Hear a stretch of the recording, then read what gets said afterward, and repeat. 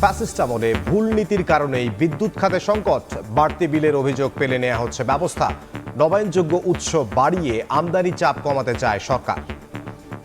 কিছু কিছু করণিক ভুল আমরা শনাক্ত করেছি এবং সেগুলোর বিষয়ে পরীক্ষা নিরীক্ষা করে যথাযথ প্রতিকার করা হয়েছে। আলোচনায় চুক্তির ত্রুটিগুলো তুলে ধরছি এবং এর মাধ্যমে আমরা কিছু কিছু করে ট্যারিফ রিভাইজ করছি। সোলারের যে 10,000 মেগাওয়াটের কথা আমরা বলেছি, যদি আমরা করতে পারি 5 বছরে, তাহলে বাংলাদেশে একটা যুগান্তকারী পরিবর্তন আসবে।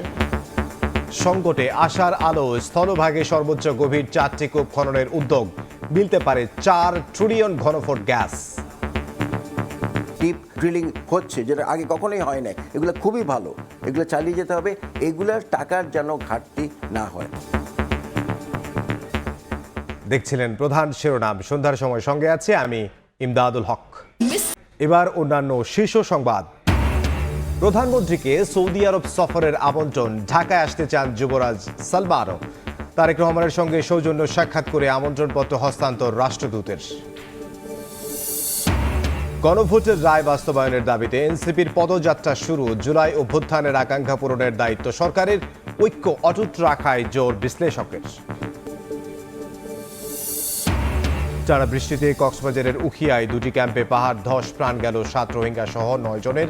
বান্দরবানের থানচিতে আটকা শতাধিক পর্যটক, ভ্রমণে না যাওয়ার পরামর্শ।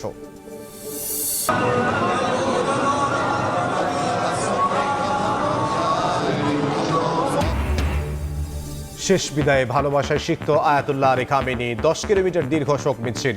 মরদেহ আজাদি স্কোয়ারে, বন্ধ তেহরানের আকাশ সীমা।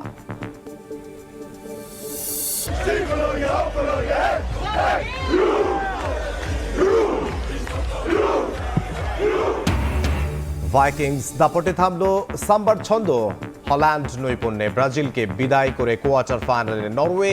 অবসরে নেইমার, রাতে রোনালদো ইয়ামাল দ্বৈরথ।